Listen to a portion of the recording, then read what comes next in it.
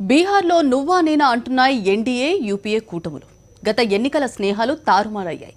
అప్పటి మిత్రులు ఇప్పుడు శత్రువులు, అప్పటి శత్రువులు ఇప్పుడు అవసరార్థ మిత్రులు.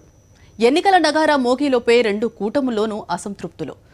అలక పాన్పులు రొటీన్ అయిపోయాయి. ఎవరికి వారే విజయం మాది అంటున్నారు. బీహార్ వార్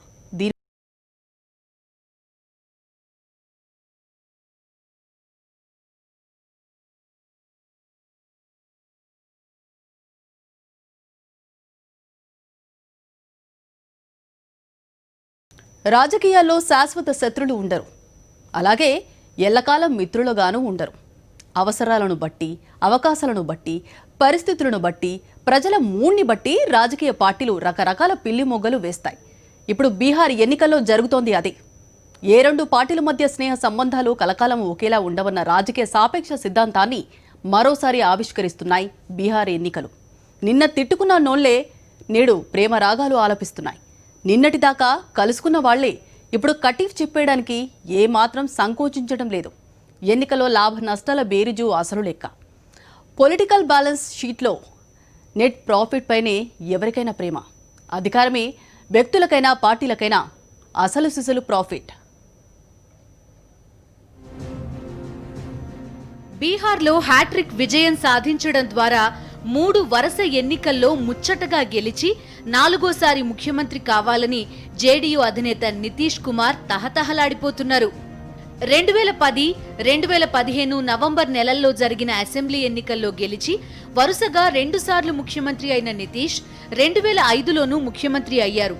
అయితే బల నిరూపణ చేసుకోలేక 7 రోజులు మాత్రమే సీఎంగా ఉండి పదవి నుండి దిగిపోయారు.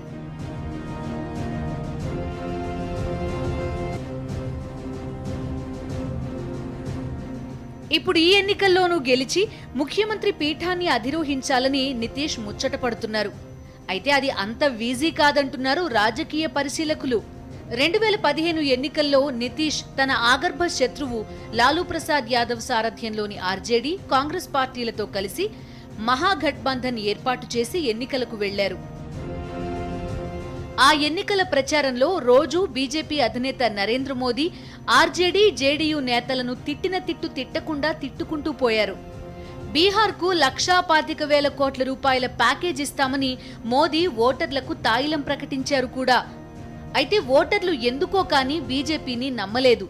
మహాగఠబంధన్కే పట్టం కట్టారు. ఆర్జేడీ 80 సీట్లతో కూటమిలో పెద్ద పార్టీగా నిలవగా 71 స్థానాలతో జేడీయూ 2వ స్థానంలో నిలిచింది. అయినా నితీష్ కుమారే ముఖ్యమంత్రి అయ్యారు. అయితే 2 ఏళ్లు గడవగానే నితీష్ రూట్ మార్చారు. రోజూ తిట్టిపోసిన బీజేపీతోనే మళ్లీ చెట్టాపట్టాలేసుకున్నారు. అందుకోసం ఆర్జేడీని నానా ఇబ్బందులు పెట్టారు. ఈ తరుణంలోనే పాత కేసు వెంటాడి లాలూను జైలుకి పంపించింది. బీజేపీ కక్ష సాధింపు కారణంగానే లాలూను అక్రమంగా జైలుకి పంపారని ఆర్జేడీ భగ్గుమంది. తన అవసరాల కోసం నితీష్ ఎవరితోనైనా చేతులు కలుపుతారని, అదే సమయంలో పాత మిత్రులకు టోకరా వేస్తారని ఓ విమర్శ చాలా కాలంగా ఉంది. ఇప్పుడు బీజేపీ, జేడీయూల కూటమిని జనం నమ్ముతారా లేదా అన్నది మిలియన్ ఓట్ల ప్రశ్న. 2015 ఎన్నికల్లో బీహార్లో పరస్పర విరుద్ధ భావాలున్న లాలూ, నితీష్ పార్టీలను ఒకచోటకు చేర్చి మహాగఠబంధన్ ఏర్పాటు చేయడంలో కీలక పాత్ర పోషించిన కాంగ్రెస్ నేత రాహుల్ గాంధీ ఎన్నికల తర్వాత నితీష్ యూటర్న్ తీసుకుని ఎన్డీఏ పంచన చేరడాన్ని జీర్ణించుకోలేకపోయారు. ప్రస్తుత ఎన్నికల్లో నితీష్ బీజేపీలో ఓటమే లక్ష్యంగా రాహుల్ గాంధీ ఆర్జేడీతోనే జట్టు కట్టారు. ఆర్జేడీ, కాంగ్రెస్ కూటమికి సిపిఐ-ఎంఎల్ లిబరేషన్ పార్టీ దూరం కాబోతోందన్న వార్తలు ఇప్పుడు బీహార్లో హాట్ టాపిక్ గా మారాయి. తమకు 53 స్థానాలు కేటాయించాలని సిపిఐ-ఎంఎల్ డిమాండ్ చేస్తోంది. అయితే అన్ని సీట్లు ఇచ్చేందుకు ఆర్జేడీ కూటమి సిద్ధంగా లేదు. ప్రస్తుతం 3 ఎమ్మెల్యే స్థానాలు కలిగి ఉన్న సిపిఐ-ఎంఎల్ పార్టీ గత ఎన్నికల్లో 1.5% ఓట్లు సాధించింది. బీజేపీ, నితీష్ కూటమిని ఓడించాలంటే తమను కలుపుకుపోవడమే తెలివైన పని అని సిపిఐ-ఎంఎల్ నేత భట్టాచార్య అంటున్నారు. 2015లో సీట్ల సర్దుబాటుకి, ఈ ఎన్నికల్లో సీట్ల సర్దుబాటుకి సంబంధమే లేదంటున్నారు భట్టాచార్య. గత ఎన్నికల్లో జేడీయూ కూడా కూటమిలో ఉంది. ఈసారి జేడీయూ లేదు కాబట్టి మా బలాన్ని దృష్టిలో పెట్టుకుని మేం అడిగిన స్థానాలు కేటాయించాల్సిందే అంటోంది సిపిఐ-ఎంఎల్. అయితే ఇతర కమ్యూనిస్టు పార్టీలైన సిపిఐ, సిపిఎం తమ ఇద్దరికీ కలిపి కనీసం 50 సీట్లు ఇవ్వాలని అడుగుతున్నాయి. అయితే ఆర్జేడీ మాత్రం ఎర్ర పార్టీలకు అన్ని సీట్లు ఇచ్చేందుకు సుముఖంగా లేదు. కమ్యూనిస్టు పార్టీలు తమకున్న బలం కన్నా ఎక్కువగా ఆశపడుతున్నాయని ఆర్జేడీ అంటోంది. అయితే దాన్ని కమ్యూనిస్టులు తోసిపుచ్చారు. గత ఎన్నికల్లో 2 పార్టీలకి కలిపి 52 స్థానాలు కేటాయిస్తే 26 చోట్ల విజయం సాధించామని వారు గుర్తు చేస్తున్నారు. సిపిఐ-ఎంఎల్ లేకుండా కూటమిలో సీట్ల సర్దుబాటు ఖరారు చేసుకుంటే అది నితీష్, బీజేపీ కూటమికి మేలు చేస్తుందంటున్నారు వామపక్ష మేధావులు.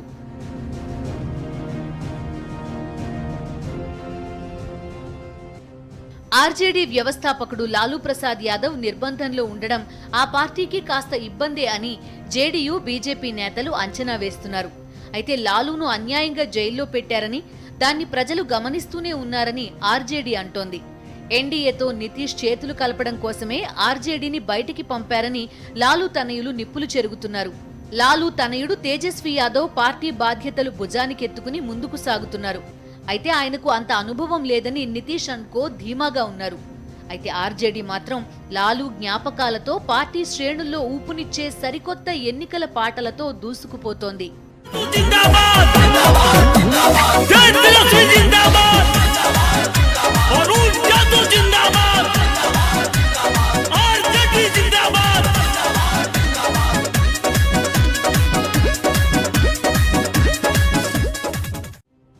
ఆర్జేడీకే కాదు, నితీష్ కూటమికి కావలసినన్ని తలనొప్పులున్నాయి.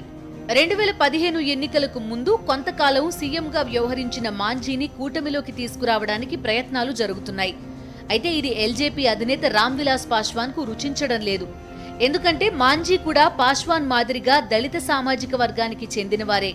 పాశ్వాన్ కన్నా బాగా వెనకబడ్డ తెగకు చెందినవారు మాంఝీ పార్టీ కూడా కూటమిలోకి వస్తే తమకిచ్చే సీట్ల సంఖ్యపై కోత పడుతుందని పాశ్వాన్ ఆందోళన చెందుతున్నారు. ఈ నేపథ్యంలోనే పాశ్వాన్ తనయుడు తమ పార్టీ నేతలతో ఇష్టాగోష్ఠిలో అవసరమైతే జేడీయూకి పోటీగా అభ్యర్థులను బరిలో దింపుదామని అన్నట్టు సమాచారం. జేడీయూ కూడా ఎన్నికల ప్రచారం కోసం మంచి పాటలు కట్టించి సిద్ధం చేసుకుంది. कदम बढ़ावा हो, विकास गीत गावा हो, नीतीश जी के सपना के बिहार फिर बनावा हो। कदम बढ़ावा हो, विकास गीत गावा हो, नीतीश जी के सपना के बिहार फिर बनावा हो।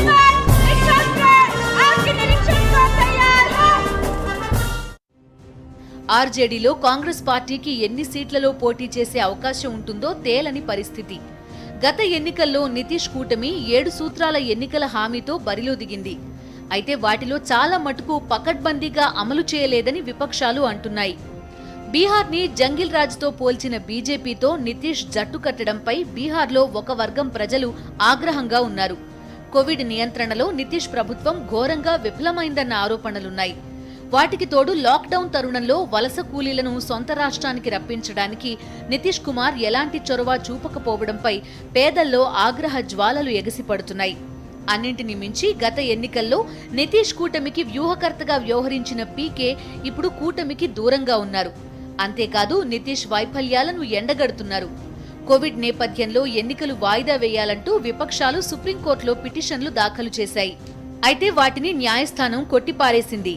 ఈ మధ్యనే కరోనా జాగ్రత్తలతో నీట్ పరీక్ష నిర్వహించారు. ఎన్నికల నిర్వహణ కూడా ఏమాత్రం కష్టం కాబోదంటున్నారు అధికారులు.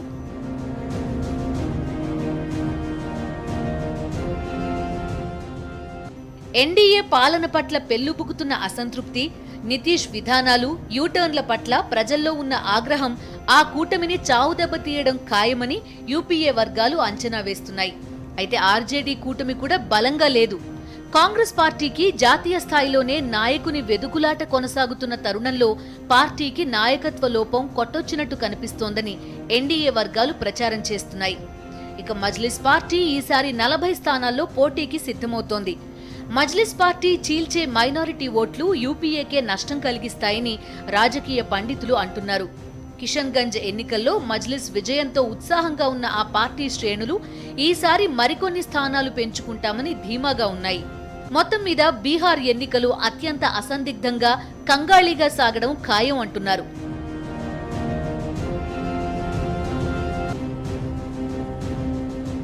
ఫలానా కూటమి గెలుస్తుందని బల్లగుద్ది చెప్పలేని పరిస్థితి. అయినా ఎవరికి వారే మాదే విజయం అని బింకాలు పోతున్న విచిత్ర పరిస్థితి. పార్టీలు ఎలా ఉన్నా, నేతల ఆలోచనలు ఎలా తచ్చాడుతున్నా చాలా కూల్గా ఉన్నది మాత్రం ఓటరే. కీలెరిగి వాత పెట్టడంలో ప్రపంచంలోనే ఎక్స్పర్ట్స్ మన భారతీయ ఓటర్లు. ఈసారి బీహార్లో ఎవరికి వాత పెడతారో, ఎవరికి పట్టం కడతారో చూడాలి. Welcome back. నితీష్ ఇమేజ్ రోజు రోజుకి తగ్గుతోందంటున్నారు. అయితే నరేంద్ర మోదీ ఇమేజ్ పెరుగుతూ ఉండటం ఎన్డీఏ కూటమికి బీహార్లో అడ్వాంటేజ్గా మారిందని బీజేపీ పరిశీలకుల భావన. అయితే యూపీఏ వర్గాలు సైతం ధీమాగానే ఉన్నాయి. రాష్ట్రంలో నితీష్ ప్రతిష్ట, కేంద్రంలో నరేంద్ర మోదీ ప్రతిష్ట బాగా దెబ్బతిన్నాయని యూపీఏ అభిప్రాయపడుతోంది. ఫలితంగా గ్రాండ్ అలయన్స్ విజయం ఖాయమని ఆర్జేడీ, కాంగ్రెస్లు నమ్మకంగా ఉన్నాయి.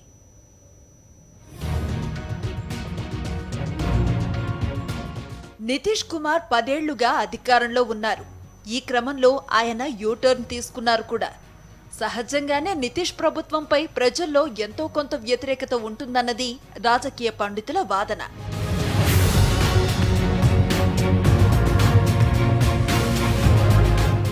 అయితే దీన్ని తనకు సానుకూలంగా మలుచుకోవటంలో ఆర్జేడీ నాయకత్వం ఘోరంగా విఫలమైందంటున్నారు రాజకీయ పరిశీలకులు.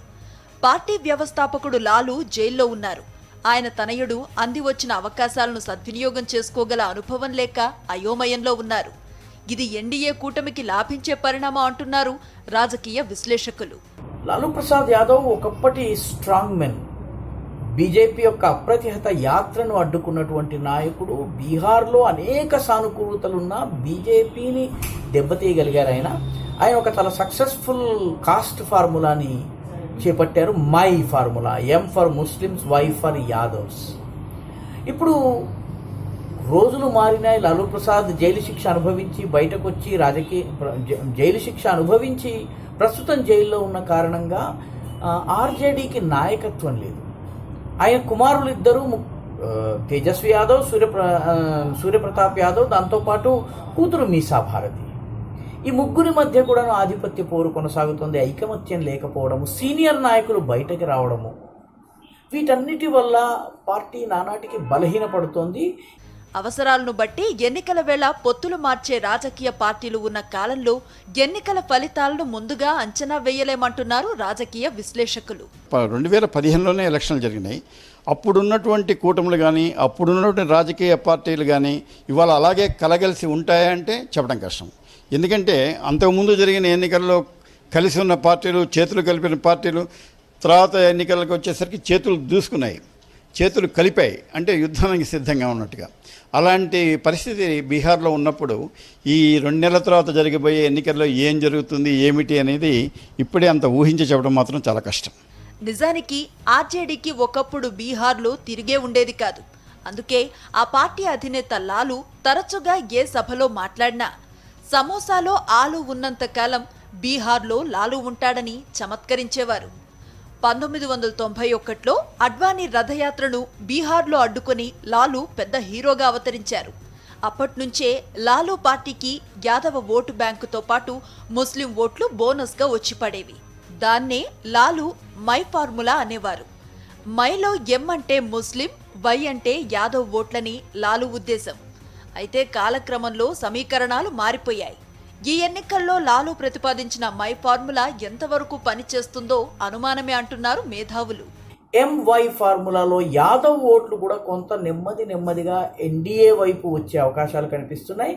ముస్లింలు కూడా వాళ్ళ ముందు కూడా సవాల్ ఉంది. ఒక సవాల్ ఏంటంటే, ఇటీవల కాలంలో కిషన్గంజ్ నియోజకవర్గం అనుకుంటాను, అక్కడ బై ఎలక్షన్స్ జరిగినప్పుడు మజ్లిస్ ఇత్తేహాదుల్ ముస్లిమీన్ విజయం సాధించింది. 1వ స్థానంలో మజ్లిస్, 2వ స్థానంలో బీజేపీ, 3వ స్థానంలో ఆర్జేడీ వచ్చినాయి. కాబట్టి మజ్లిస్ అక్కడ బీహార్లో వెనకబడ్డ ముస్లింల కోసం పస్మందా ముస్లిం మహజ్ అనే పార్టీ ఉంది. ఈ అగ్రవర్ణ ముస్లింలు ఎవరైతే ఉన్నారో, అష్రఫ్స్ అంటారు వాళ్ళని, ఈ అష్రఫ్లకు వ్యతిరేకంగా ముస్లింల్లో కూడా అసంతృప్తి వస్తుంది. ముస్లింలో 3 రకాలు ఉన్నారు, అష్రఫ్, అజ్లఫ్ అండ్ ఇంకొక వర్గం ఉంటారు. ఈ అష్రఫ్లు అగ్రస్థాయికి చెందిన వాళ్ళు, అజ్లఫ్లు బీసీలకు సమానం. ఆ తర్వాత ఇంకొక కేటగిరీ ఉంది, అది అతి వెనుకబడ్డటువంటి ముస్లిం వర్గాలు, వాళ్ళకి సంబంధించిన పార్టీ ఈ పస్మందా ముస్లిం మహజ్. కాబట్టి ముస్లింలలో ఓట్లు 3 భాగాలుగా కొంత నితీష్ కుమార్ వైపు కూడా వెళ్ళే అవకాశం ఉంది. ఎందుకంటే Nitish Kumar is seen as a counter foil to Modi. Nitish Kumar కలిసి ఉండడం వల్ల కొంత ముస్లింలకు లాభము, బీజేపీతో కలిసి ఉండడం వల్ల అన్న భావం కూడా ఉంది. కాబట్టి అది కూడా బెనిఫిట్ అయ్యేటటువంటి అవకాశం ఉంది. సో ఓవరాల్గా ఈ ఎంవై కాంబినేషన్ ఈ ఎన్నికల్లో నిలబడుతుందా అన్నది చాలా పెద్ద ప్రశ్న. తమిళనాడు రాజకీయాల తరహాలోనే బీహార్ రాజకీయాలు నడుస్తున్నాయంటున్నారు మేధావులు. జాతీయ పార్టీలు ఎంత పెద్దవైనా బీహార్ విషయానికి వచ్చేసరికి ఏదో ఒక పార్టీకి తోకగా వ్యవహరించక తప్పదంటున్నారు. బీహార్లో ఉన్న 1,00,000 పార్టీలను భరిస్తున్న ఓటర్లను అభినందించాలంటున్నారు మేధావులు. నితీష్ కుమార్ గారు చాలా మంచివాడు, సందేహం లేదు. ఆయన నిజాయితీపరుడు, ఆయన నిజాయితీగా ఉంటాడు అన్న సంగతి జాతి మొత్తానికి తెలుసు. కానీ దురదృష్టం ఏంటంటే బీహార్ ప్రజలు వాళ్ళు ఎన్నుకున్న అదివరకు లాలూ ప్రసాద్ యాదవ్ మీద ఎన్ని ఆరోపణలు ఉన్నా కూడా ఆయన 2 కొడుకుల్ని అందరినీ ఎన్నుకోవడం జరిగింది. కాబట్టి ఏంటంటే వాళ్ళు బీహార్ రాజకీయాలు తమిళనాడు రాజకీయాల్లాగా ఒక ప్రత్యేకత ఉన్నాయి. దానికి తగ్గట్టు ఇంకా చెప్పినట్టు అనేక రకమైనటువంటి పార్టీలు, అసలు మనమే ఆశ్చర్యపోతాం. దేశ స్థాయిలో చూస్తేనేమో ఎన్డీఏ యూపీఏ, లేకపోతేనే జేయూడీ ఆర్జేడీ, ఇవన్నీ కాకుండా చూస్తే లెక్క అసలు మనకే ఆశ్చర్యం వేస్తుంది. LJP, BJC, BVP, KVP, RKS, SKS, SVD, అసలు ఇవన్నీ ఏంటి పేర్లా లేకపోతే ఏంటంటే మనుషుల పేర్లు కానీ సంక్షిప్త నామాల, రాజకీయ పార్టీల పేర్లా తెలియదు. అసలు జనమే గుర్తుపెట్టుకోవడానికి రేపు బీహార్ ఓటర్లని అభినందించాలి. ఇన్ని రకాల పార్టీల పేర్లను వాళ్ళు గుర్తుపెట్టుకుంటున్నారంటే వాళ్ళు సామాన్యులు కాదు. నితీష్ బీజేపీ కూటమికి కొన్ని సానుకూల అంశాలున్నాయంటున్నారు రాజకీయ పండితులు. దళిత పార్టీలైన లోక్ జనశక్తి, హిందుస్థాన్ ఆవాం మోర్చలు 2 జేడీయూ బీజేపీ కూటమిలోనే ఉండటం దళిత ఓటు బ్యాంకును పదిలం చేస్తుందని అంటున్నారు. మొత్తానికి రకరకాల సమీకరణాలు ఈ కూటమికి అనుకూలమని వాదిస్తున్నారు. నితీష్ కుమార్ బీజేపీ కూటమి ఒక రకంగా ఒక 2 అడుగులు 3 అడుగులు ముందుగా ఉన్నాయి వాటి ఎత్తుగడలు. నితీష్ కుమార్ నాయకత్వంలోనే వచ్చే ఎన్నికల్లో మేము పోటీ చేయబోతున్నాం, మా ముఖ్యమంత్రి అభ్యర్థి అతనే అని చెప్పి బీజేపీ ఆల్రెడీ ప్రకటించింది. రెండవ ముఖ్యమైన విషయం ఏంటంటే లోక జనశక్తి పార్టీ దళిత వర్గాల కోసం పనిచేసే పార్టీ, దళిత వర్గాల ఓట్లు సంపాదించే పార్టీ, అది కూడా ఈ కూటమిలో భాగస్వామి. దీనికి తోడుగా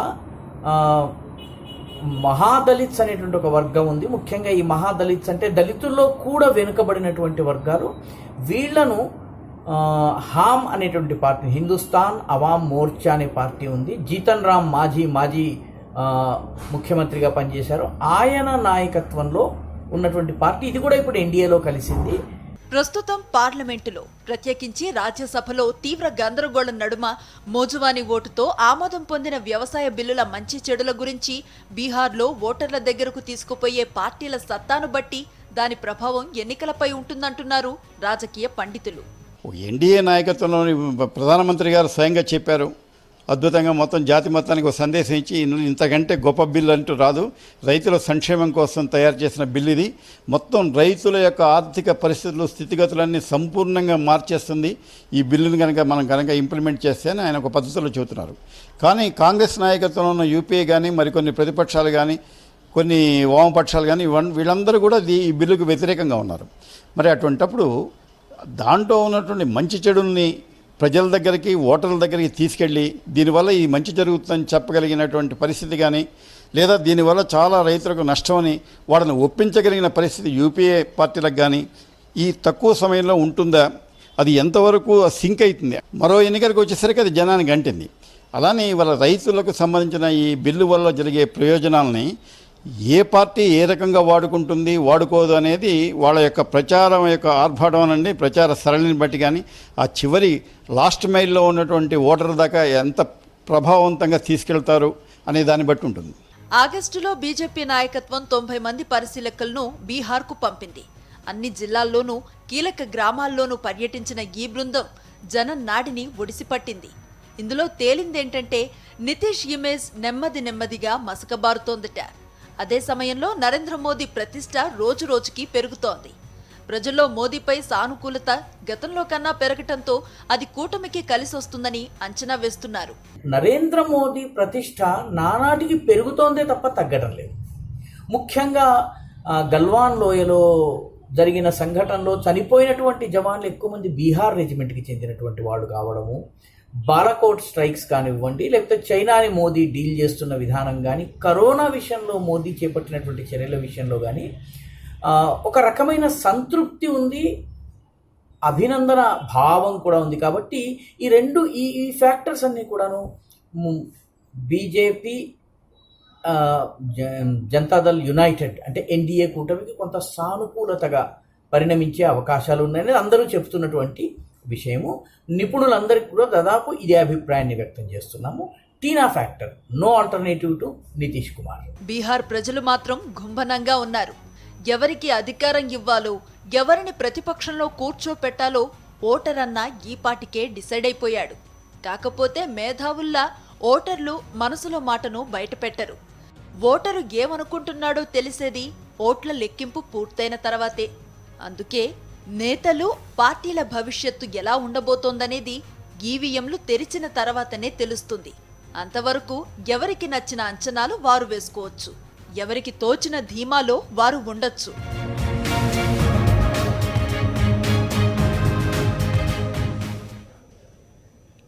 పోలింగ్ రోజు వరకు చాలా మార్పులు ఉంటాయి. రాజకీయ సమీకరణాలు చాలా వేగంగా మారుతూ ఉంటాయి. రాజకీయ పార్టీల విన్యాసాలను ఓటర్లు నిశితంగా గమనిస్తూనే ఉన్నారు. గత 5 ఏళ్ల పాలనలో నితీష్ ఏం చేశారో జనం చూశారు. నితీష్ పాలనపై వారికో నిర్దిష్టమైన అభిప్రాయం ఉంది. దానికి అనుగుణంగానే రేపు పోలింగ్ రోజున ఓటర్లు తీర్పు చెబుతారు. అంతవరకు ఎవరిని ధీమాలు వ్యక్తం చేసినా అంతిమ విజయం ఎవరిదో ఓట్ల లెక్కింపు తర్వాతనే తెలుస్తుంది. ఇదే ఇవాల్టి మ్యాగజైన్ స్టోరీ. మరో ఇంట్రెస్టింగ్ టాపిక్తో మరో బులెటిన్లో కలుసుకుందాం.